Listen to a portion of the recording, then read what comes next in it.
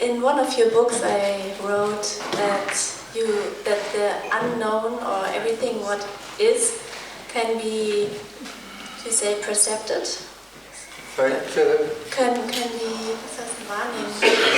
perceived. Can be perceived by the senses. by the Senses. everything that's happening is what is. Yeah. And doesn't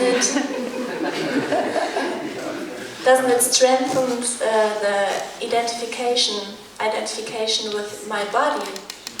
Well, in one way, of course, everything that's happening to the me is a reinforcement for the me of the me. Everything that happens seems to reinforce the sense that it's happening to a me. But of course, also everything that's happening is happening to nothing at all.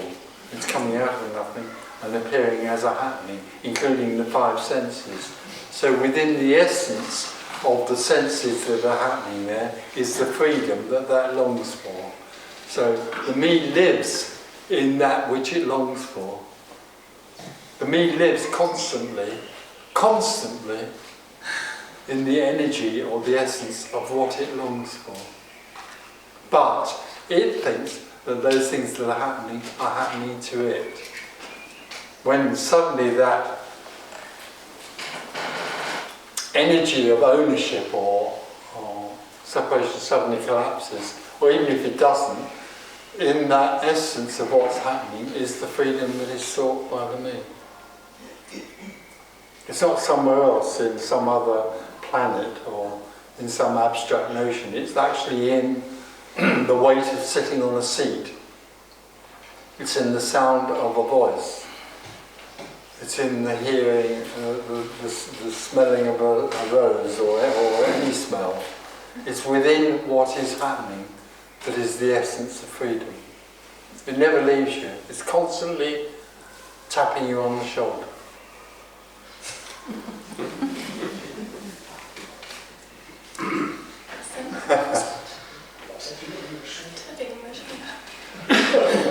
Yeah. Makes me desperate.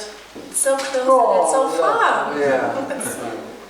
It's But you know, what's wonderful is you don't have to be desperate about going and finding it, because it's shouting at you right now. I'm here already. I'm here. Why can't I feel it? And I'm not afraid. I don't feel this fear of dying. You don't fear dying. No, not really. I mean, I'm not suicide. I don't want to commit suicide. No, who would anyway? And I'm not sad. I'm happy. But I'm not afraid that I collapse. It's No. If I read your book or the book of Ramana Maharshi again.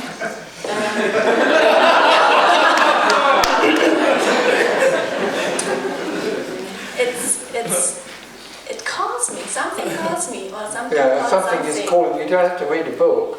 What the hell's the point of reading a book when it's there right with you? You don't. Reading the book is, you know. It's like butterflies. It's here. Look. Whee! Who wants a book? Throw the book out the window.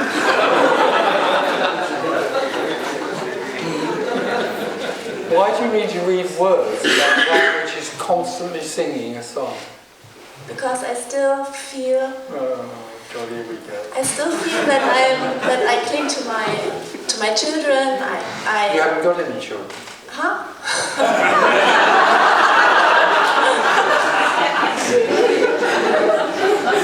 It hurted a lot. It was nice, but it hurted a lot when I gave birth to them. So it seemed quite real.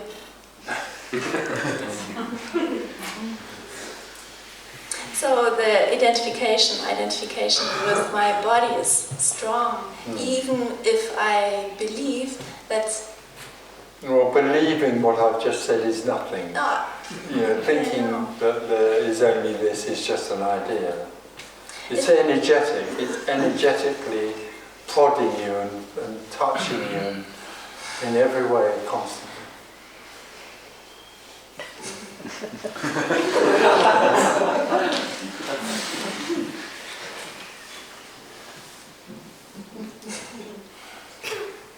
It's this.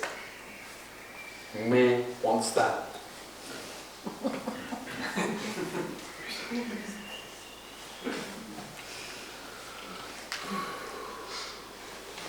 It's very ordinary and simple. It's very obvious.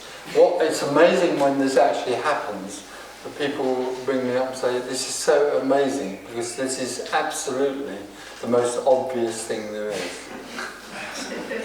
It's so amazing that it's so obvious, and people can't see it. There must be a reason why it's so amazing. Yeah. It's not that easy.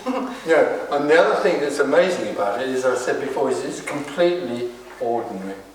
It's not like, you know, the state of enlightenment where you float around in a sort of spiritual orgasm all day. Yeah, no. It's just...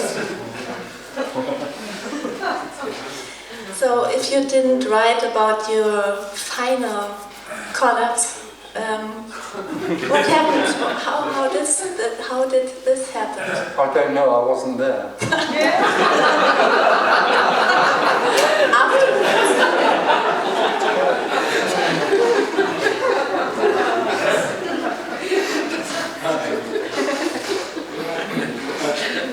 It seems that some people, or quite many people, who maybe seem to be liberated, had some kind of very difficult experience before. Oh, that's a theory. The idea that you have to go through the dark night of the soul before you can become enlightened. It's not a big dissociation. It's got nothing to do with you. Okay, thank you. Thank you.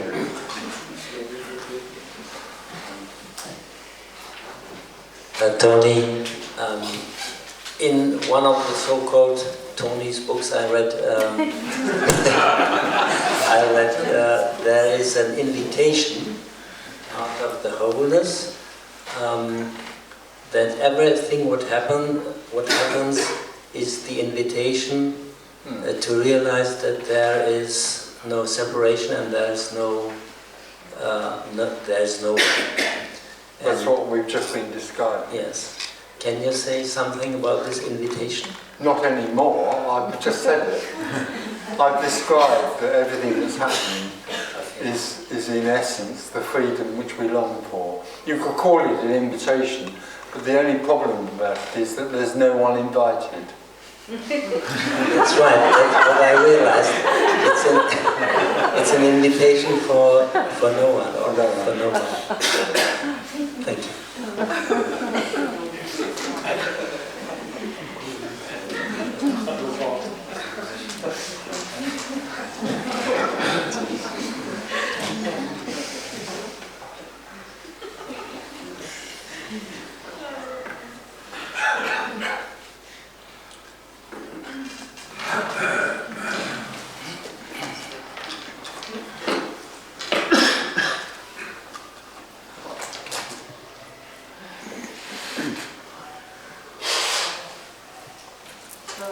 It means you don't say any suggestion like be still or keep quiet, just watch. You don't say anything like this. Oh, well, of course not. Who would I say it to? Well, what's the point when there is no one? You know, this is it. How could there be any possibility of it being somewhere else? But for that apparent Tony Parsons, who after walking in the park. No, the walking in the park was an awakening. The final thing had nothing to do with Tony Parsons. or anything that he apparently did. So you just drop away every destiny and every practice, everything, nothing, Totally, nothing. absolutely. Choop.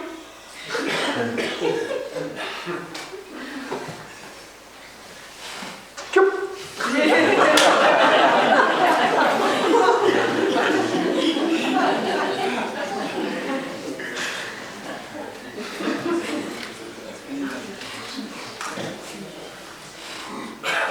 Practice is a journey.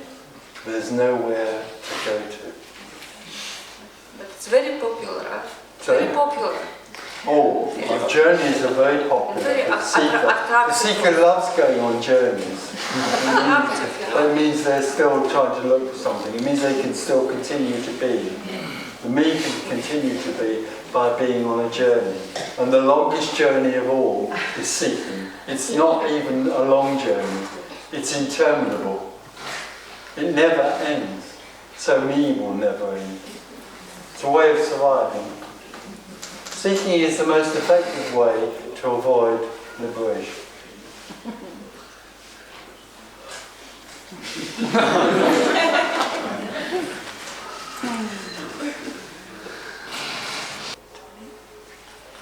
So the difference to normal life is just to be in the present?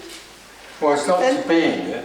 The difference is not to be in it. There isn't anything in what is. The difference is that there is someone to whom what is seems to be happening, and then there's no one, and all there is what is. Yes. Mm-hmm. There's not something in what is, there's just what is.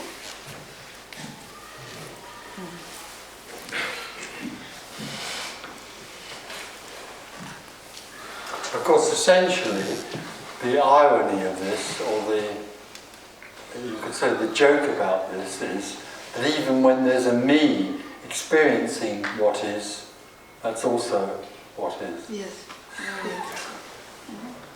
Except for me. Of course. There is only what is.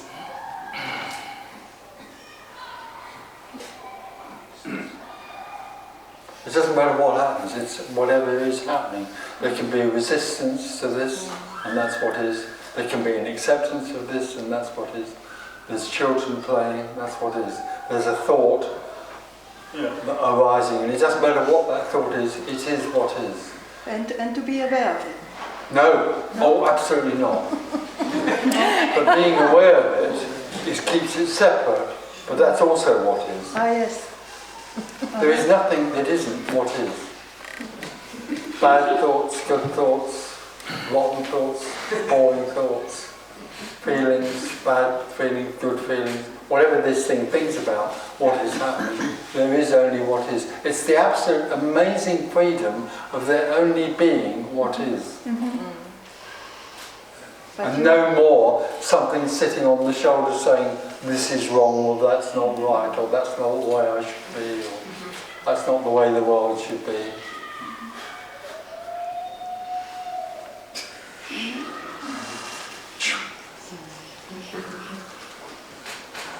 What about, but I don't know only the German word, can everybody say, sich verselbständigen?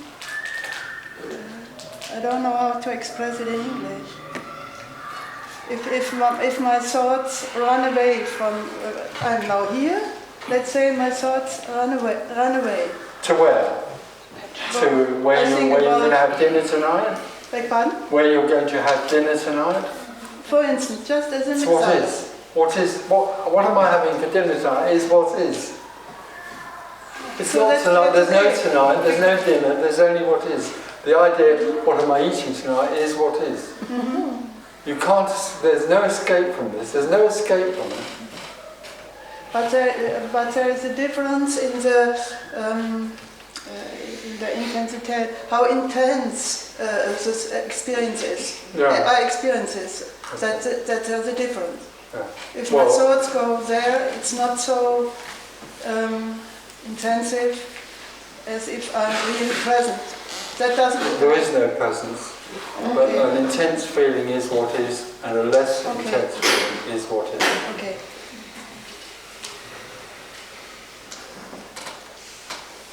Yes. Why you do you do that? I don't do it. What have I done? Did I go somewhere? I'm mad. This is mad.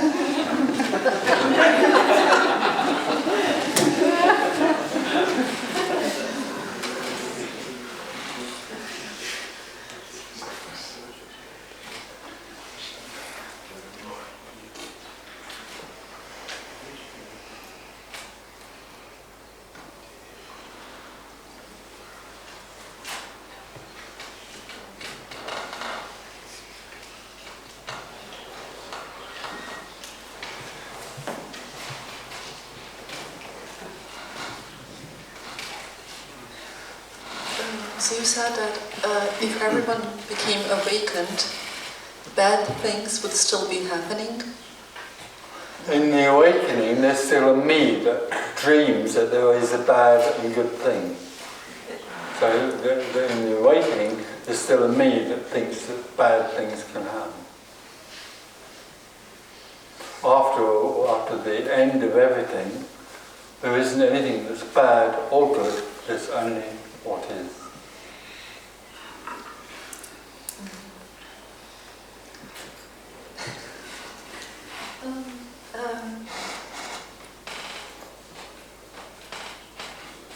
But what I mean by bad things will still be happening, or what we people who are not awakened, what we think are bad things, those would still be happening even if everyone was awakened. Yeah, but the whole idea that that something is happening is bad or good, the bad or good side of it simply isn't there anymore. There's just a see, there's just what's happening.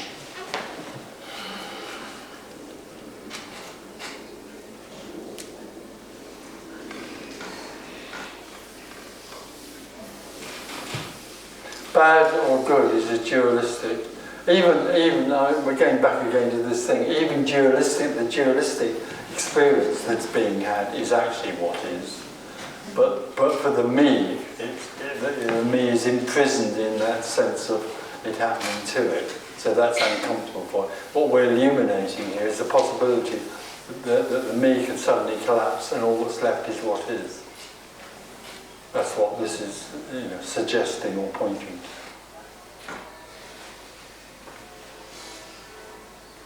And then thereafter, the whole idea that something is bad and it should be avoided simply doesn't arise anymore.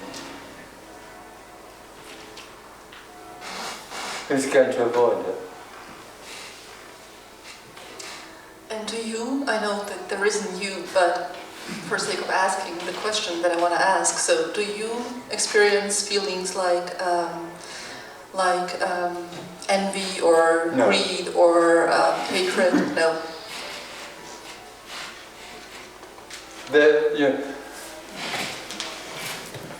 When the illusion of me ends, there's nothing left but what is.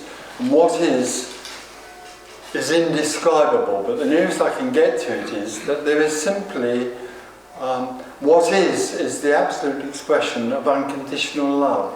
So it's a total fulfillment for no one. It's a total wonder. It's a gentle joy of what is, but there is nobody having that. So the idea of envy simply wouldn't enter that. In the whole, with apparent people, there seems to be an experience of envy that they might report upon, but there's nothing anymore that would be envious because everything is complete. That's what's amazing about actual enlightenment compared to the enlightenment that people report on, because it's all-encompassing. So the word unconditional love describes it better than unconditional normally? It's sort of, yes. But no word ever can describe it. Okay, thank you. It's stunning. It's just stunning. Thank you. But in the end, of course, in a very gentle way. It's not, you don't go around. It's like, Thank you.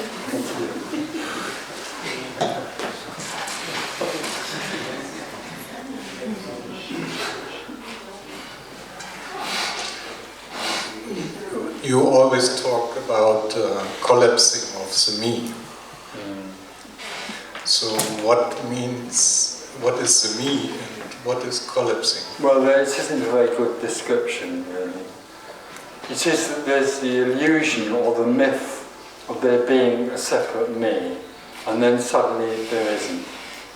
Collapsing is almost like but in fact, really me, which is an illusion, suddenly isn't. It's timeless. Where does this illusion come from? Nothing. Nothing arises as energy which pretends to be a separate me. So if the nothing is responsible, yeah, you should for me. You could write to nothing and say, now listen. Yeah. So I wouldn't be able to collapse me. Oh no, of course not, because you are that which is in time and is completely helpless. I experience the me to be an energy in the mind, something like that, which is associating with feelings and thoughts. So a feeling and a thought arise from nothing, and then something is added. Yeah, me. It's my thought, it's my feeling. Absolutely. Yeah. So you experience feeling and thought No. without the me. No, I don't experience them, they are what happens. They happen inside your body. No, I don't have a body. Yeah. They don't happen inside anything that is identified. They just happen. They just happen. So this is an experience. Well, if you want to call it that, you can. I wouldn't, because the experience implies that there is an experiencer and there isn't. The nearest I can get to it is to say that thoughts apparently happen in space.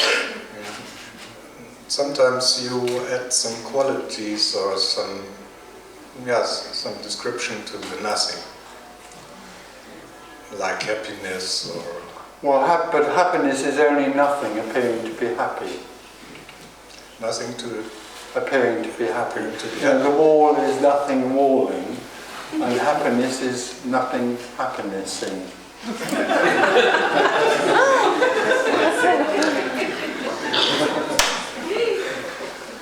So there must be something conscious to experience.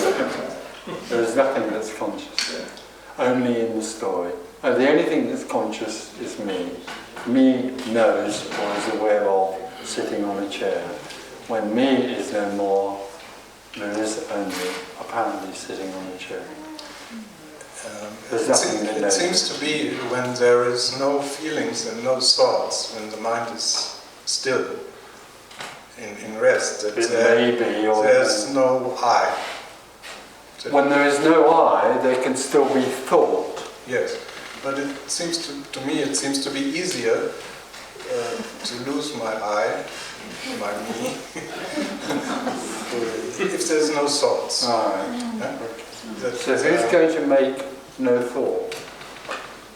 Yeah. Can you control no thing? No.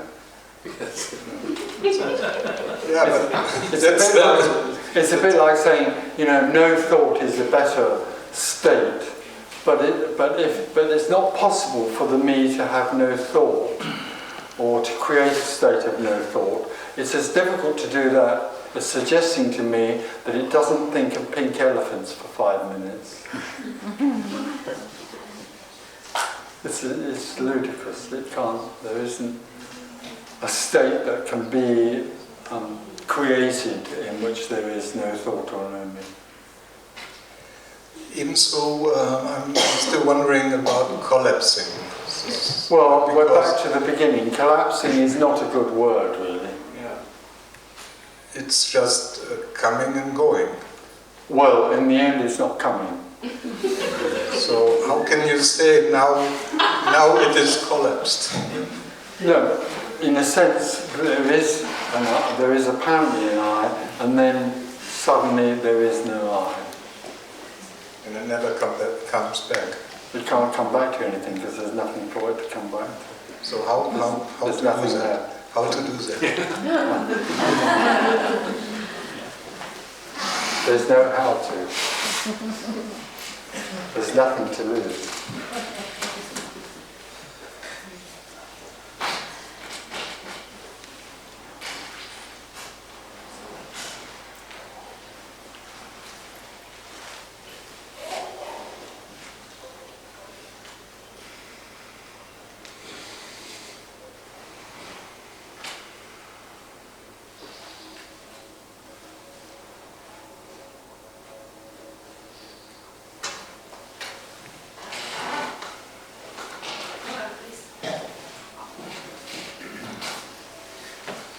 Would it help to try to perceive oneself or the me of oneself as an actor? No. Nothing helps. There's nothing. No, to try to limit this sense of me. But who is it that's going to do that, first of all? Where are they trying to get to? The seeker can't get to a limitation of itself. It can't approach its own end. It either is or it isn't. Between the me and the no me, is there not an intermediate state? Intermediate An state. intermediate state? No intermediate state. You have the feel that you are playing a part. It's not No, because you, all the for time example, you're- Tony Parsons, but yes, somebody who, the part of Tony Parsons. Okay, but all the time there's something experiencing that it's playing a part. There's something experiencing that it's playing a part. It's still a me in a story. Yes, we're but talking a little smaller. It doesn't matter how small. Little bit. It doesn't matter how tiny the me is. It's still separate. It's still something that's separate. It's suddenly, that whole energy is either there or it It isn't. is still separate, but a little less separate. Well, you can be a little less separate if you want, but the separateness is still there. Or a little closer to. You can't do this. This can't be done. It doesn't need to be done because it's all there is already. Or you are in a better direction.